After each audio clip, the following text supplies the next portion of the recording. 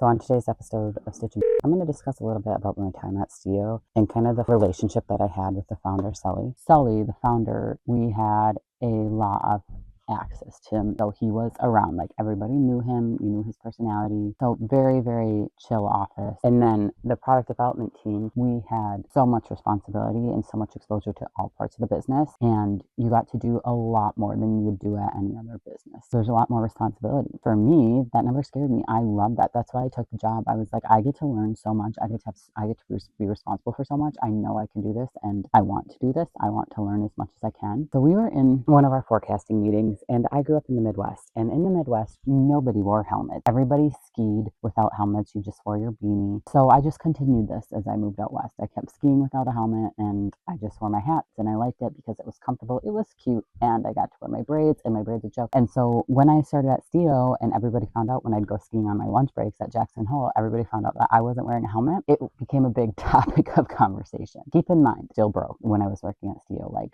hardly had a pot to piss in. And so when Sully was like, you gotta wear a helmet. I'm like, I don't need a helmet. I don't want a helmet. Like, I'm fine. I've done this my whole life. It was like a dog in a bone. Like, Sully would not let it go. And he's like, you need a helmet. He's like, we literally sell helmets. Go buy a helmet. And I'm like, no, I'm not gonna buy a helmet.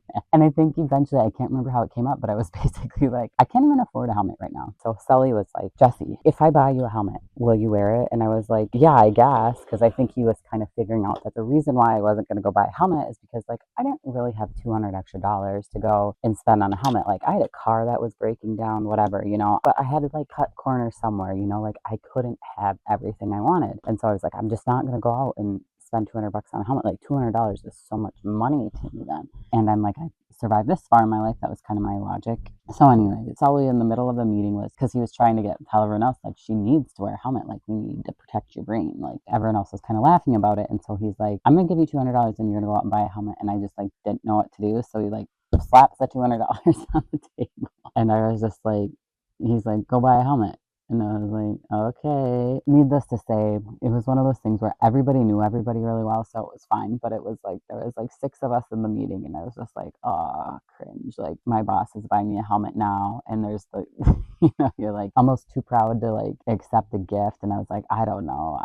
But so he's like, take it. You need to buy a helmet, take it. So I just kind of like, okay, I guess. It took me a couple weeks to actually go out and buy a helmet because I was just like, oh my gosh, I feel so dumb getting like that nice of a gift from like an employer. And I know like Sully wouldn't have done it if he didn't want to do it. I just remember just being like, yeah, I remember feeling so awkward that I was like taking money from my boss. Like, I was like, that totally wasn't the point. Like, the point was, I'm broke, I can't afford it. I'm trying to be fiscally responsible and live within my means. I understand that taking care of your brain is a good thing to do, but also it was just a thing in life. Like, you don't buy things you can't afford, right? I just never really have been one that lived outside of my means. Like, I drive vehicles that I can afford. But I learned a valuable lesson that day. Sometimes in life, people are blessed and they want to share their blessings with other people, and especially in a way that they can feel good about. And so here's a thanks to Sully for buying me my first helmet. I still wear the helmet to this day. I should probably get a new one soon, but I haven't been skiing as much in the past years with all my pregnancies. But I use that helmet tons, and it went to good use, and it taught me how to be able to receive a gift that I thought was obnoxious. Like, the dollar amount was obnoxious. I just wasn't used to people spending hundreds of dollars on me.